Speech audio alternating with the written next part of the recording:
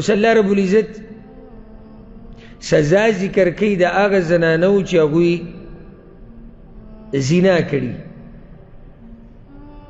مناسبت دا دی مخکې وي چې دغه د الله پولې د خیال ساتئ، نو په پولو کې یو پوله دا ده چې زنا ته به نه نږدې کېږي.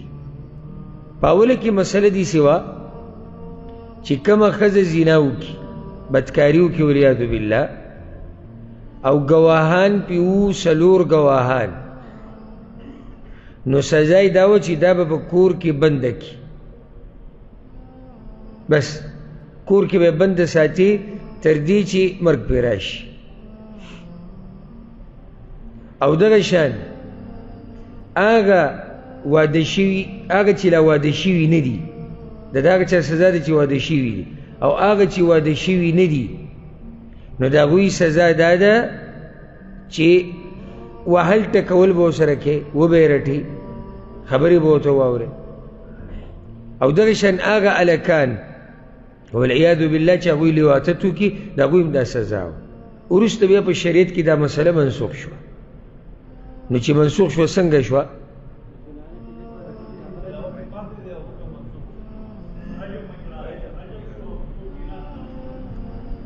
ګوره یا واده شوی دی یا بې واده دی، او دا له اوله ورځ ده د روژې،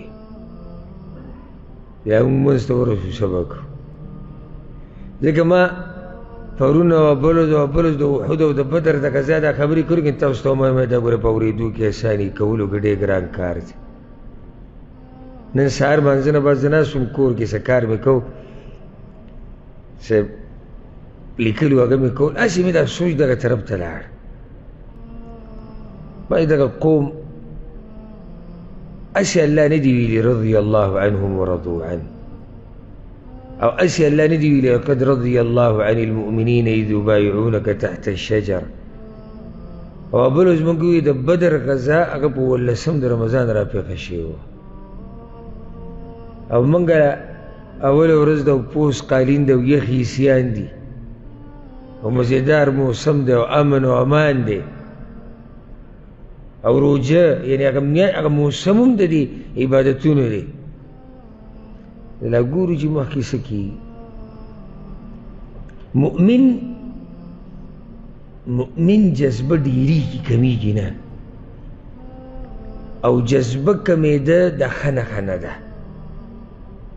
زه اکثر په درسونو کې بیانوم، تاسو ته وایم که نه، زه یم که دیندارۍ کې د کمی راځي نو دا ښه نښه نه ده، ځکه چې کله دا کمی د ډېر حده پورې لاړ شي،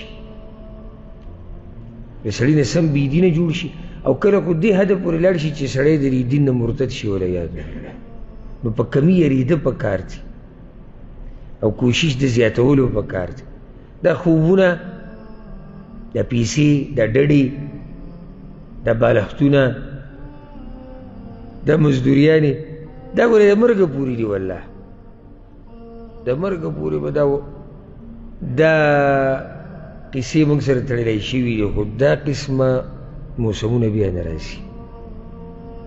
او د الله سره عهد او لوز وکئ چې دا روژه به داسې تېروئ لکه ستاسو په ژوند کې چې اخرنۍ روژه وي. د الله سره لوز وکئ، داسې محسوسه کوي که نه چې اوس موږ دلته ناست یو او دا روژه م نیولې، بیا وروسته تراویح تهجد هر څه چې دي دغه شان محسوس کړه لکه تا ته چې د الله د طرف نه یقیني پیغام راغلی چې پلانیه دا ستا اخرنۍ کال له بیا ته مرې، بس بیا ستا خپله مرضي ده چې څنګه یې تېرې، او داسې نه شي کېدی. نور ستاسو خپله مرضي ده. ګورئ ان علی الا البلاغ، زه کوشش دا کوم چې تاسو را جذبه کړم، او عباداتو ته سړی خوشحالېږي، پرون تندي باندې چې سړی ورته په جذبه کې خوشحاله مزه کوي. د روژې په خوله قرآن ویل، قرآن اورېده، بس ووایم دا یو جنت دی په دنیا کې چې الله یې چاته نصیب کړي. او دا صرف د اولني ورځو نه ده، خو زما دا خبره به یاده ساتئ ښه، نن دې ماحول ته وګورئ، او دا به زه یو څو ورځې بعد بیا رایادوم. او الله قرآن کې د هغه چا بدي بیان کړې ده، الذي اعطى قلیلا واکده، الله وایي یو څو ورځې مال ورکړو بیا بند شو، بیا هغه هر څه لاړو ختم شو. داسې نه چې اولني 2-3 ورځو کې د مسلمانانو د جوماتونو باندې سمه کړی، سهار او ماسپښین او مازدیګر او تراویح او تهجد او سم یو حال جوړي که نه، او جنمازونه به وګورو هغسې لارو کې ولاړې. دا چې وروسته یو څو ورځې تېرې شي بیا به پکې د رښتیني او د دروغجن پته ولګي. بیا نو خبره داسې شوه چې یا واده شوی دی یا بې واده دی. مسله منسوخ شوه. نو واده شوی د هغه دپاره څه راغی؟ رجم. بې واده د هغه دپاره 100 دورې، 1 کال شړل یا 1 کال جیل. دغه شان هغه الکان والعیاذ بالله چې لیواتت یې کړی دی، نو حدیث کې راځي چې فاعل او مفعول دواړه به وجلی کېږي. خدای د دوی هغه زړه سزا بیانېږي. واللاتی یأتین الفاحشة من نسائکم، او هغه ښځې چې راتګ وکړي بدکارۍ ته د ښځو ستاسو نه، فاستشهدوا علیهن 4 منکم، نو ګواهان پیش کوي په هغوی باندې 4 ګواهان د سړو ستاسو نه. فإن شهدوا، نو که ګواهي وکړه هغوی، فأمسکوهن فی البیوت، نو بندي کوي دوی لره په کورونو کې، حتی یتوفاهن الموت، تر دې چې وفات کی دوی لره مرګ، او یجعل الله لهن سبیلا، یا به مقرر کی الله دوی لره سلاره، یا به مرګ راشي. سلاره څه ده؟ بل حکم براشي. واللذان یأتیانها منکم فآذوهما، او هغه 2 کسان چې راتګ وکړي بدکارۍ ته ستاسو نه، نو ضرر ورکوي دوی ته. دا بعض علما وی دې نه مراد 2 هلکان دي چې د یو بل سره لیواتت کړی والعیاذ بالله. دا چې کله فطرت د زناور نه هم بدتر شي، او دا ګوره شتي پښتنو کې دا کارونه شتي، په بعضو پښتنو کې دا کار شتي. هسې په زور ښکرې چاله نشو غوړولی چې نه دا ښه خلک دي، بلکې باقاعده بعضو علاقو کې تجارت کېږي په هلکانو، په بعضو ځایونو کې په پیسو باندې اخیستي. ما ته یو ورځ یو کس د یو کس کیسه وکړه چې هغه سره ما ته د سره یو هلک دی، او هغه د په 20,000 ریاله باندې اخیستی دی.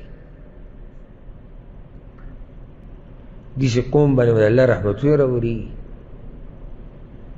چې نور هر څه خو پرېږده، اوس پکې دا هلک د هلک سره واده او خرڅېده والعیاذ بالله. دا داسې کار دی چې زناور هم دا نه کوي سوای د یو څو ده. نو بعض علما وایي چې دا د هغوی تذکره ده، بعض وایي چې نه، دا د هغه زیناکارو تذکره ده چې هغوی واده یې نه یې کړی. او بعضو لا دا پکې ویلي دي، وایي دا هغه 2 زیناکار دي چې د 4 کسانو نه کمو پې ګواهي کړې ده، 4 نه پوره کېږي. ټول پکې دننه راځي، والله اعلم. نو چې چا دا کار وکړو نو الله وایي دوی له ضرر ورکوي، ویې وهئ ویې ټکوئ. فإن تابا وأصلحا، نو که دوی توبه وویسته او برابرې کو خپل عمل، فأعرضوا عنهما، نو مخ واړوئ د دوی نه، د زورنې او د پیغور نه، د تکلیف نه بیا مخ واړوئ. إن الله كان توابا رحيما، یقینا الله توبه قبلونکی رحم کوونکی دی. او د توبې خبره وشوه نو ځکه الله ورسره مخکې د توبې باس کوي چې د توبه الله ګوره د هر چا نه قبلوي. انما التوبة على الله، یقینا قبلېدل د توبې په الله باندې، للذین یعملون السوء بجهاله، دا هغه چا دپاره دي چې عمل کوي بد په ناپوهۍ سره، ثم یتوبون من قریب، بیا توبه وباسي د نږدې نه. توبه د هر چا نه قبلېږي، دا هغه چا توبه قبلیږي چې ګناه وکړه په ناپوهۍ سره او دا یاده کوي هر څوک چې ګناه کوي نو دی په ناپوهۍ سره یې کوي. لو عرف الإنسان قدر ربه لما قارف منكرا او تخلف عن واجب. کچرته یو انسان د خپل رب قدر وپېژندی که نه نو نه به د هغه نافرماني کولی،